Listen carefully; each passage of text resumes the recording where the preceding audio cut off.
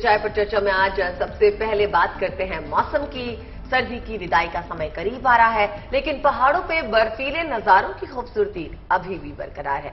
कई जगहों पे बर्फ की मोटी चादर बिछी है और इन बर्फीली वादियों में सैलानी मौजा ही मौजा कर रहे हैं। बिल्कुल, आपको लेकर चलते हैं हम कश्मीर के गुलमर्ग में, जहां पर सैलानियों को लुभाने के लिए खास किस्म के इग्लू तैयार किए गए हैं। अभी तक आपने स्नो इग्लू ही देखे होंगे, लेकिन आज हम आपको ग्लास इग्लू दिखाने जा रहे हैं। बर्फ के बीच इन इग्लू में बैठकर टूरिस्ट जायके के साथ साथ खूबसूरत नजारों का भी लुत्फ उठा रहे हैं।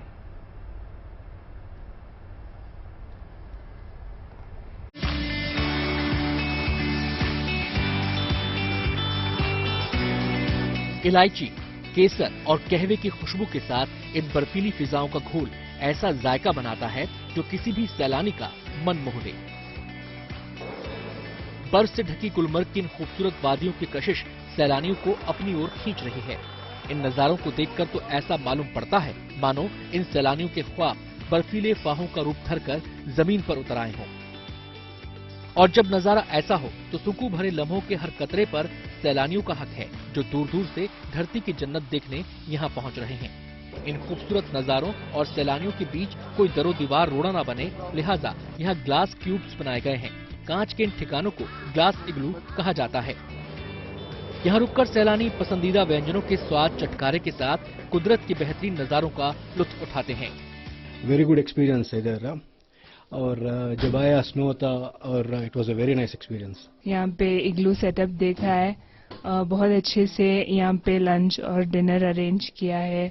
बहुत ब्यूटीफुल एक्सपीरियंस है। बहुत सुना था और बहुत देखा था, आज एक्सपीरियंस किया है। लंच और डिनर का एक अरेंजमेंट्स भी किया था and it's a very well setup and बहुत अमेजिंग एक्सपीरियंस था यहाँ पे लंच करना। फिनलैंड के स्नो इग्लू से प्रेरित होकर पहली दफा इस तरह का प्रयोग किया गया है। गुड न्यूज ये है कि ग्लास इग्लू सैलानियों को खूब भा रहे हैं और कारोबारियों के भी चेहरे खिले हुए हैं। इस साल हमने एक नया कॉन्सेप्ट लाया है, जो कि ग्लास इग्लो कॉन्सेप्ट हमने लॉन्च किया। यहाँ पर रेस्टोरेंट के लिए हमने ये ग्लास इग्लोज लॉन्च किया है। लास्ट ईयर हमने इग्लोज बनाए थे, स्नो इग्लोज बनाए थे, लेकिन लेट स्नोफॉल की वजह से वो हमने नहीं बना पाए टाइम पे। इसलिए हमने फिर ये इंस्पायरेशन, ये कॉन्सेप्ट हमने फिनलैंड से ले लिया। तो फिनलैंड से ये कॉन्सेप्ट हमने बोरो किया, तो फिर हमने ये यहाँ पर गुलमर्ग में ये इग्लोज लगाए। स्कीइंग, रोपवे के अलावा यहाँ सैलानियों के सामने एडवेंचर स्पोर्ट्स के भी बेहतरीन विकल्प मौजूद हैं। लिहाजा बर्फबारी के बीच यहाँ सैलानी कर रहे हैं मौजा ही मौजा। Bureau report, good news today. तो कश्मीर के खूबसूरत नजारे तो आपने देख लिए, लेकिन हमारे देश में कुदरत के हसीन नजारों की कमी नहीं है।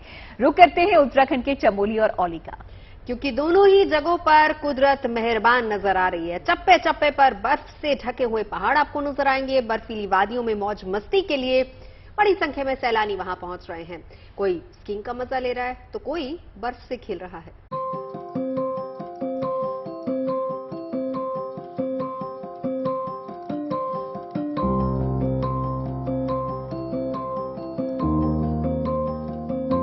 उत्तराखंड में चमोली समेत आसपास के जिलों पर मौसम फिर मेहरबान हुआ, जिससे जोशीमठ के पास हिल स्टेशन औली में देखते ही देखते आसमान से रूही के फाहों की तरह बर्फ गिरने लगी। चमोली में एक बार फिर से मौसम ने करवट बदल दी है। मौसम विभाग ने कल ही 24 घंटे का बर्फबारी और बारिश का अनुमान जताया था और इस समय देख सकते हैं जोशीमठ की तमाम ऊंचाई वाली चोटियों पे बर्फबारी शुरू हो गई है। तो जोशीमठ में जबरदस्त बारिश हो रही है। सड़क पर रोमांच की चाहत में निकले सैलानियों का कुदरत ने बर्फबारी से स्वागत किया। पल भर में सड़क के दोनों तरफ सफेदी छा गई, जिससे उनका ये सफर और सुहाना हो गया। असल में इन्हीं सुंदर नजारों की चाहत में कई किलोमीटर दूर से सैलानी औली पहुंचे थे। ऐसे में कुदरत ने कृपा बरसाई और उनके आंगन को बर्फ से रंग दिया। आलम ये रहा कि देखते ही देखते गमलों में पौधों के साथ बर्फ भी उग आई। मतलब ये कि कुदरत ने इस हिल स्टेशन को अपने रंग में रंगने में कोई कसर नहीं छोड़ी। फिर देखते ही देखते पूरे शहर की रंगत ही बदल गई। इस बीच दूर पहाड़ों के पार आसमान में बादल डेरा जमाए दिखे, जबकि बर्फ से लदी वादियां चांदी की चमक बिखेरती नजर आईं। हालांकि मौसम की इस करवट ने फिर से ठिठुरन बढ़ा दी है, क्योंकि औली में बर्फबारी, जबकि कुछ किलोमीटर दूर जोशीमठ में बारिश हो रही है। मौसम का जो परिवर्तन है उसके चलते इस समय जोशीमठ और चमोली जनपद में अचानक सर्दी और अचानक गर्मी का मौसम देखने को मिल रहा है, क्योंकि मौसम करवट बदलने के साथ ही यहाँ पे सर्दी का सामना करना पड़ रहा है। बर्फ और बारिश की जुगलबंदी से पारा लुढ़क गया। ऐसे में लोगों को दिन के वक्त भी आग तापते हुए देखा जा सकता है। वहीं मौसम विभाग की माने तो आने वाले दिनों में भी मौसम ऐसा ही बना रहेगा। Kamal Silodi, Chamoli, good news today. और चलिए अब बात मैदानी इलाकों के मौसम की भी कर लेते हैं। दिल्ली समेत पूरा उत्तर भारत पिछले दिनों भीषण सर्दी देख चुका है, लेकिन अब सूर्य देवता मेहरबान है और खिली धूप ने सर्दी के एहसास को कम किया है। मगर अब तस्वीर बदल सकती है। जी हां, दरअसल धूप खिलने का मतलब ये नहीं है कि सर्दी चली गई है और मौसम विभाग भी यही कह रहा है। अनुमान है कि अगले 2 दिनों में मौसम फिर से करवट ले सकता है और दिल्ली समेत पूरे उत्तर भारत में मौसम सर्द होने वाला है। कहीं पर हवाएं चलेंगी तो कहीं पर बारिश और कोहरा नजर आ सकता है।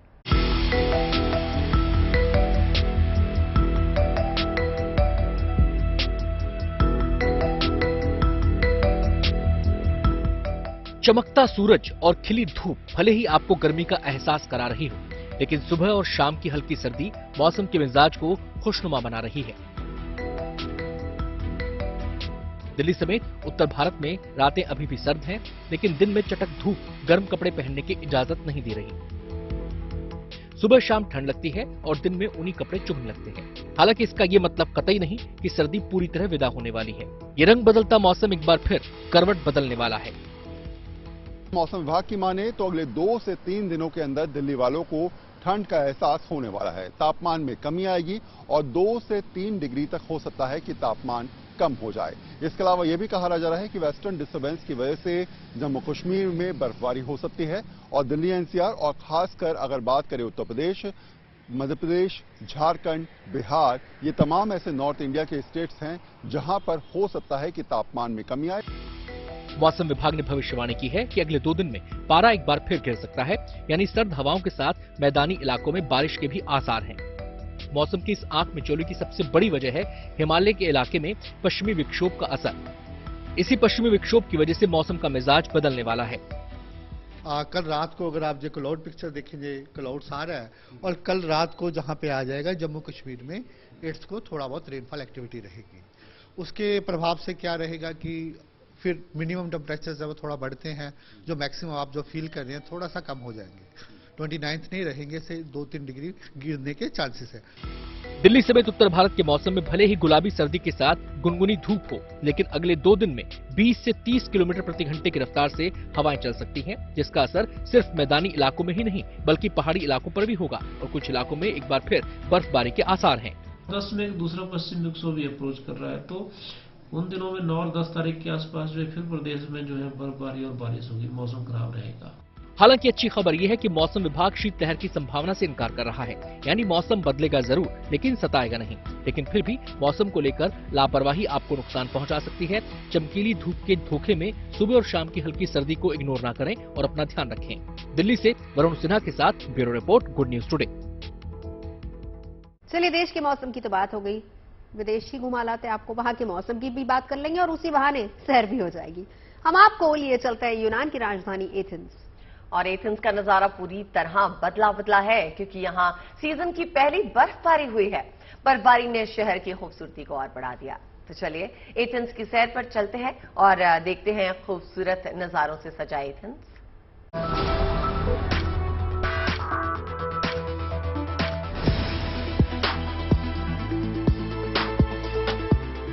ग्रीस के एथेंस में सीजन की पहली बर्फबारी हुई तो पूरा माहौल ही बदल गया।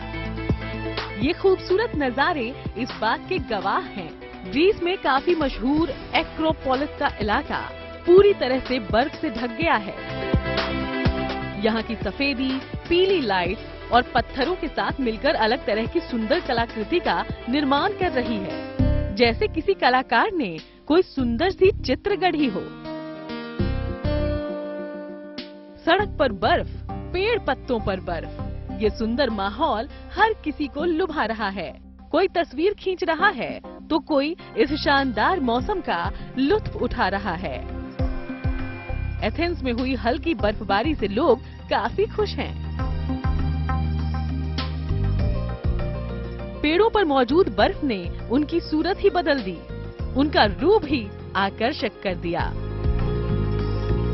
हालांकि मौसम विभाग और प्रशासन ने यहाँ के लोगों को चेतावनी जारी की है और लोगों को घर में ही रहने को कहा है, क्योंकि ऐसे हालात कई और दिनों तक रह सकते हैं। Bureau report, good news today.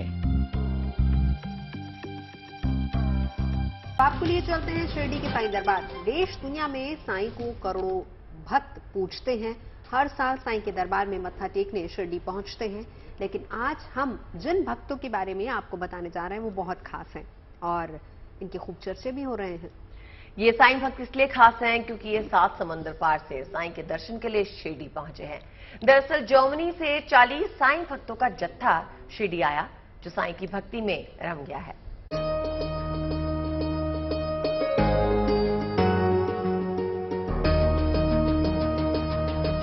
वैसे तो साईं के दरबार में भक्तों का तांता हमेशा लगा रहता है, लेकिन जब विदेश से साईं भक्त दर्शन को पहुंचे तो मंदिर में उनका दिल खोलकर स्वागत किया गया। शिरडी वाले साईं बाबा के दुनिया भर में करोड़ों भक्त हैं और पूरे साल उनके दर्शन के लिए यहाँ श्रद्धालु आते हैं, लेकिन ये भक्त 7 समंदर पार जर्मनी से बाबा के दर्शन को पहुंचे हैं। मैं पैदाइश हैदराबादी हूँ, लेकिन 30 साल से मैं जर्मनी रहता हूँ। हम योगा पढ़ाते हैं, योगा मेडिटेशन।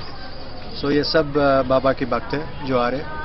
हमारा आश्रम में बाबा का एक छोटा टेम्पल है। जर्मनी तो 4-5 टेम्पल है, आश्रम भी है। तो हम 30 साल से आ रहे। टेम्पल बोलते अपना जैसा टेम्पल नहीं रहता वहाँ पर, उनका सेंटर्स रहते हैं, योगा सेंटर। सेंटर में बाबा का बड़ा फोटो लगाता है और भजन चलता है वहाँ पर और आरती भी चलता है, लेकिन अपना जैसा टेम्पल नहीं रहता, मुश्किल रहता है सब। साईं के भक्तों की बाबा पर अपार श्रद्धा है। हिंदुस्तान के हर शहर में साईं के भक्त भी हैं और उनके मंदिर भी, लेकिन जर्मनी में साईं की भक्ति का रंग अनूठा है। शिरडी पहुंचे साईं के इन श्रद्धालुओं को भले ही हिंदी समझ नहीं आती, लेकिन साईं के भजनों में रम जाना इनके लिए आम बात है। इन तमाम विदेशी भक्तों का कहना है कि साईं पर उनकी आस्था उन्हें सुखद अनुभूति देती है। 20 सालों से साईं भक्त हूँ और मेरे लिए अद्भुत अनुभव है। ये दुनिया में सबसे शानदार जगह है, यहाँ आना मुझे सुखद अनुभव देता है। जर्मनी में रहने वाले साईं भक्त शिरडी आकर खुश हैं, तो मंदिर प्रशासन भी इन स्पेशल भक्तों की जमकर खातिरदारी कर रहा है। जाहिर है इन श्रद्धालुओं की भक्ति ने बता दिया है कि आस्था की कोई सरहद नहीं होती और श्रद्धा का अपना संसार होता है जो देश और काल से परे होता है। Nitin Mirane, Shirdi, good news today. और अब एक गुड न्यूज खाटू श्याम जी के भक्तों के लिए। जी हाँ, 85 दिन के बाद खाटू श्याम जी मंदिर के कपाट भक्तों के लिए खोल दिए गए हैं। दर्शन से जुड़ी व्यवस्थाओं में बदलाव के लिए मंदिर के कपाट बंद किए गए थे। 22 फरवरी से बाबा श्याम का लखी मेला भी शुरू होगा और मेले में 30 लाख श्रद्धालुओं के जुटने की उम्मीद की जा रही है। मंदिर प्रशासन का कहना है कि मेले को ध्यान में रखते हुए नई व्यवस्थाएं की गई हैं।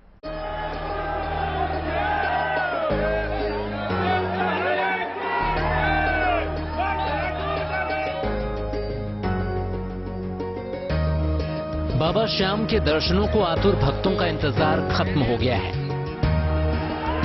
खाटू श्याम जी का प्रसिद्ध मंदिर 85 दिनों बाद श्रद्धालुओं के लिए खोल दिया गया है और मंदिर खुलने से श्याम भक्तों और स्थानीय व्यापारियों में खुशी का माहौल है। गुड न्यूज ये भी है कि राजस्थान के सीकर में इस साल खाटू श्याम जी फागुन लखी मेला 22 फरवरी से शुरू हो रहा है, जो 4 मार्च तक चलेगा। इस दौरान 30 लाख श्याम भक्तों के पहुंचने का अनुमान है। वहीं बड़ी संख्या में श्याम भक्त धुलंडी तक खाटू श्याम जी में रुकेंगे और बाबा श्याम के साथ फूलों की होली खेलकर घरों को लौटेंगे। खाटू मेला 2023 को देखते हुए प्रशासन ने कई तैयारियों को अंतिम रूप दिया है। ये एक बहुत बड़ा मेला होता है, लक्खी मेला जिसको बोलते हैं। तो उससे पहले ही मंदिर का जो थोड़ा बहुत सकुड़ा जो एरिया था, जहाँ 4-5 लाइनें थी, उसको बढ़ा करके 10-12 से भी ज़्यादा 13-14 लाइनें बनाने का हमारा ये एक प्रयास था। जो श्याम मंडल कमेटी है, प्रताप सिंह जी और यहाँ का प्रशासन, एसडीएम, कलेक्टर और सभी के सहयोग से मिलकर के ये ट्रस्ट की तरफ से ये जो की गई है, बहुत ही सराहनीय व्यवस्थाएं अब हो गई है। दरअसल 85 दिनों तक मंदिर में श्रद्धालुओं के प्रवेश को पूरी तरह बंद इसलिए किया गया था ताकि दर्शनार्थियों की सुविधा के लिहाज से मंदिर की सारी व्यवस्थाओं को नए सिरे से तैयार किया जा सके, ताकि खाटू श्याम के भक्तों को दर्शन करने में किसी तरह की दिक्कत का सामना न करना पड़े। मंदिर तक जाने वाली सड़कों पर अतिक्रमण को हटाकर उसे चौड़ा किया गया है। साथ ही मंदिर कमेटी की तरफ से 67 गार्ड्स की ड्यूटी लगाई गई है। सुरक्षा व्यवस्था को चुस्त बनाए रखने के लिए मंदिर प्रांगण में जगह जगह सीसीटीवी लगाए गए हैं, जिसकी मॉनिटरिंग कंट्रोल रूम के जरिए की जाएगी। इस बार खाटू श्याम जी लक्खी मेला में भक्तों को खाटू श्याम का नया लुक देखने को मिलेगा। मंदिर के मुख्य प्रवेश द्वार को 75 फीट तक कर दिया गया है। पहले यहाँ दर्शन के लिए केवल 4 लाइनें थीं, लेकिन अब 14 कतारें बनाई गई हैं। दर्शन करने के बाद श्रद्धालुओं के निकलने के लिए प्राचीन कानपुर धर्मशाला में से 40 फीट चौड़ा रास्ता बनाया गया है। Sushil Kumar Joshi, Sikar, good news today. और अब रुक करते हैं अरुणाचल प्रदेश का और दिखाते हैं अरुणाचल की लोक संस्कृति के रंग। ईटानगर में इन दिनों बुरी बूट यूलो उत्सव मनाया जा रहा है। ये उत्सव आस्था, परंपरा और विश्वास के साथ अरुणाचल की मिट्टी की महक खुद में समेटे हुए है। फसल पकने की खुशी में उत्सव मनाया जाता है, जिसमें लोग ईश्वर को शुक्रिया कहते हैं।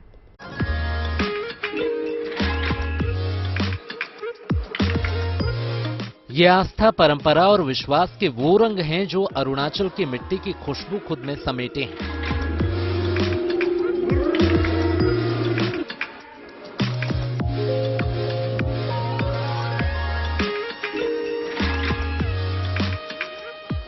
ईटानगर में पूरे जोश और उमंग के साथ बुरी बूट यूलोत्सव मनाया जा रहा है। यहाँ के पारंपरिक परिधान, परंपराओं और मान्यताओं की बानगी की ये खूबसूरत झलक देखी।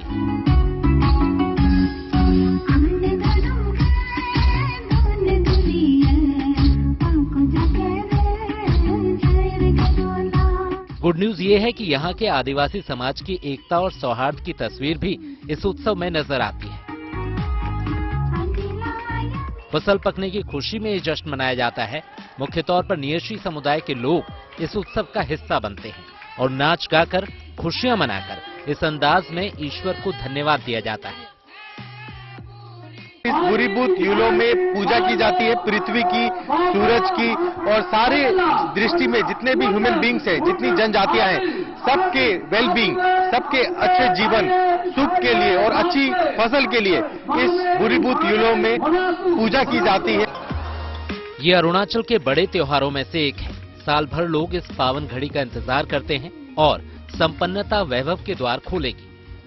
ये संदेश देना चाहूँगा, इस फेस्टिवल से हम सुख मिलना चाहिए, इस फेस्टिवल से हम लोग शांति मिलना चाहिए, इस फेस्टिवल से हम लोग ये स्ट्राइविंग नहीं होना चाहिए, इस फेस्टिवल से का सपोर्ट से हम हमारा जो जीना है बहुत अच्छा तरीके से जीना है।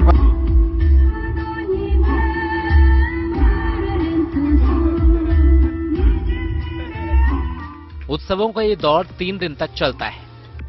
इस दौरान इन लोगों का उत्साह और उमंग देखते ही बनती है।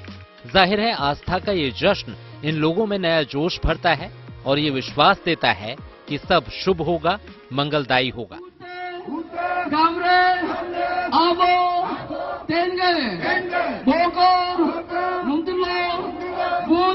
युवराज Mehta, Itanagar, good news today.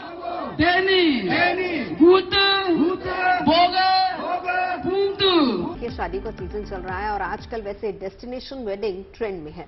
तो चलिए इसके लिए एक वेन्यू हम भी आपको सुझाव देते हैं, और वो जगह कौन सी है, श्वेता बताइए। काशी लिए चले? बिल्कुल। आपको बता दें, काशी की खूबसूरत टेंट सिटी आपको हम लिए चलते हैं। दरअसल वाराणसी टेंट सिटी में डेस्टिनेशन वेडिंग की भी व्यवस्था है। महज 6 से 15 लाख रुपए का खर्च कर आप यहां शादी समारोह करा सकते हैं। शादी के सीजन को देखते हुए यहां बम्पर बुकिंग शुरू हो चुकी है।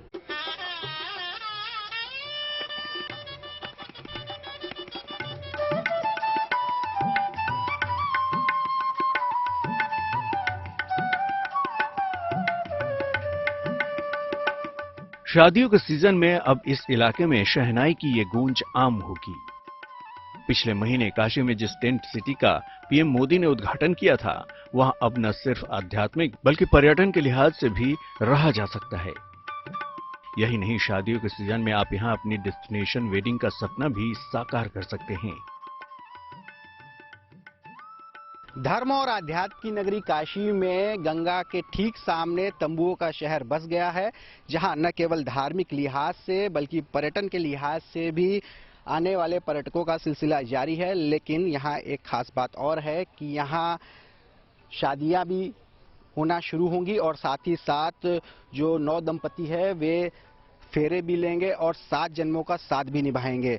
यहाँ इस टेंट सिटी में अब शादियों के लिए बुकिंग शुरू हो गई है। वाराणसी टेंट सिटी निरान सिर्फ एकोमोडेशन ही नहीं, एक रिजॉर्ट के तौर पर भी विकसित की गई है। लोगों के ठहरने के अलावा टेंट सिटी में बहुत बड़ा बैंक्वेट एरिया, बीच, लोटस स्टेज भी है। इन्हीं तीनों जगहों पर शादी ब्याह के लिए प्लानिंग की गई है। ये टेंट सिटी निरान सिर्फ एकोमोडेशन के लिए नहीं, ये तो एक रिजॉर्ट है गंगा जी के तट पर। तो गंगा जी के तट पर ये जमीन पे हम लोग गेस्ट के रहने के अलावा भी यहाँ पे बैंक्वेट हॉल है, बहुत बड़ा बीच एरिया है और ये है पीछे आप देख सकते हैं लोटस स्टेज। तो ये तीनों जो एरिया है ये हम लोगों ने प्लान किया है वेडिंग्स के लिए। टेंट सिटी में मौजूद बैंक्वेट हॉल में 600 लोग आ सकते हैं, तो वहीं बीच के ओपन एरिया में 1000 तक लोग शामिल हो सकते हैं। खर्चे की बात की जाए तो एक वैवाहिक कार्यक्रम का पूरा पैकेज 6 लाख से लेकर 15 लाख तक पड़ेगा। ये पूरा निर्भर करता है कितना गेस्ट होंगे इनवाइटीज के ऊपर और वो लोग कितना टेंट ले रहे हैं। तो इसके ऊपर कस्टमाइज पैकेज हम लोग करते हैं। कम से कम एक रफ फिगर मैं आपको बोल सकता हूँ 6 से लेके 12-15 लाख तक का हो सकता है एक शादी का पैकेज। यहाँ पर होने वाली हर शादी एकदम सादगी और पारंपरिक होगी। टेंट सिटी में होने वाली शादियों में न केवल मांस मदिरा प्रतिबंधित होगी, बल्कि बैंड बाजा या म्यूजिक सिस्टम पर शोर शराबे वाले गानों पर भी पाबंदी होगी। जो इन शर्तों पर राजी होंगे टेंट सिटी में शादियां करा पाएंगे। शादी के सीजन को देखते हुए यहाँ के लिए मार्च के महीने में काफी बुकिंग आ चुकी है। अगर आपको भी अच्छा है और आपका बजट इसको लेकर अलाउ करता है तो आप भी शादियों के सीजन में यहाँ टेंट सिटी से शहनाई बजवा सकते हैं। रोशन जायसवाल, वाराणसी, GNT। और अब एक दिलचस्प खबर हरिद्वार से आई है। ये कहानी है LLB के एक छात्र की। दरअसल हुआ ये कि इस छात्र की शादी के अगले दिन ही उसका पेपर था और शादी हरियाणा के हिसार में थी। ऐसे में ये छात्र अपनी दुल्हन को विदा कर सीधे एग्जामिनेशन सेंटर पहुंच गया और दूल्हे की पोशाक में ही पेपर दिया। छात्र ने अपनी मजबूरी कॉलेज के प्रिंसिपल को बताई और प्रिंसिपल ने उस दूल्हे की पोशाक में परीक्षा देने की इजाजत भी दे दी। जब तक दूल्हे ने पेपर दिया, बाहर दुल्हन और दूल्हे के घर वाले इंतजार करते रहे। छात्र का नाम तुलसी प्रसाद है और वो पंडित पूर्णानंद तिवारी लॉ कॉलेज में पढ़ता है। ठीक है भैया, बाय। और अब आपको दिखाते हैं एक टीचर के पढ़ाने का अलग अंदाज। क्या कभी आपने सोचा है कि रामचरितमानस में केमिस्ट्री के सूत्र छिपे हैं? इस पर यकीन करना मुश्किल है, लेकिन कानपुर के एक शिक्षक PM परिहार ने इसे सच साबित किया है। बिल्कुल, आपको बता दें कि डॉक्टर PS परिहार बच्चों को रामचरितमानस की चौपाइयों से केमिस्ट्री पढ़ाते हैं। उनके पढ़ाने का अंदाज बच्चों को खूब पसंद आ रहा है। चौपाइयों और गानों से PS परिहार बच्चों को आसानी से केमिस्ट्री के सूत्र याद करवाते हैं। रामचंद्र की जय। अब इसका कैसे केमिस्ट्री इसमें कहां से आ गई? नकल मीन्स NaCl। डियर स्टूडेंट, जैसा इसमें क्योंकि आयनिक कंपाउंड है। देखने में ये एक आम क्लासरूम है, लेकिन यहाँ पढ़ाने का तरीका थोड़ा अलग है। ये एक रामचरितमानस की चौपाई और इसमें देखिए सारी केमिस्ट्री के वो कॉम्प्लिकेटेड। क्लासरूम में रामचरितमानस की चौपाइयाँ गूंज रही हैं, लेकिन इन चौपाइयों के जरिए यहाँ पर केमिस्ट्री के फॉर्मूलों को समझाया जा रहा है।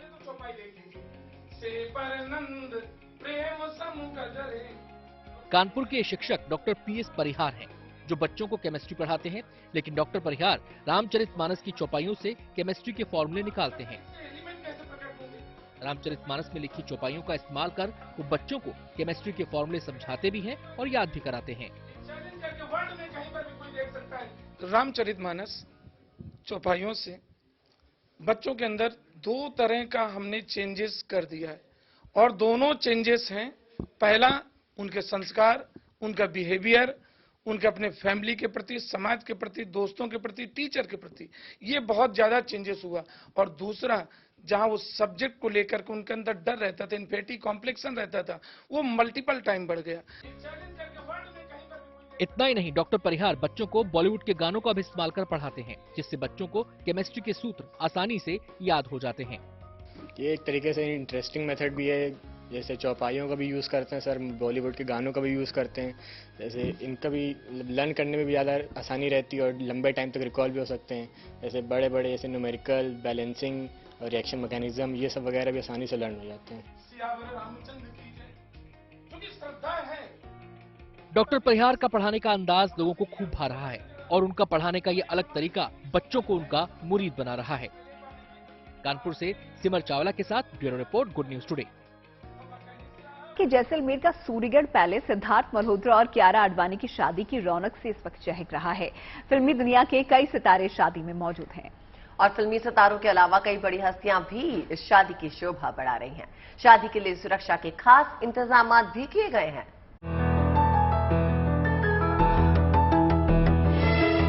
ये दो सितारों के मिलन की शुभ बेला है और जैसलमेर का जगमगाता सूर्यगढ़ पैलेस होटल इसका गवाह बन रहा है।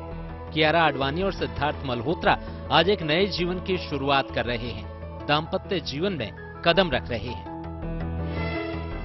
इस शाही शादी में ईशा अंबानी अपने पति पीरामल आनंद के साथ पहुंची हैं, तो करण जौहर, शाहिद कपूर, मीरा राजपूत, अरमान जैन और अनीसा जैन जैसे सितारे इस महफिल की शोभा बढ़ा रहे हैं।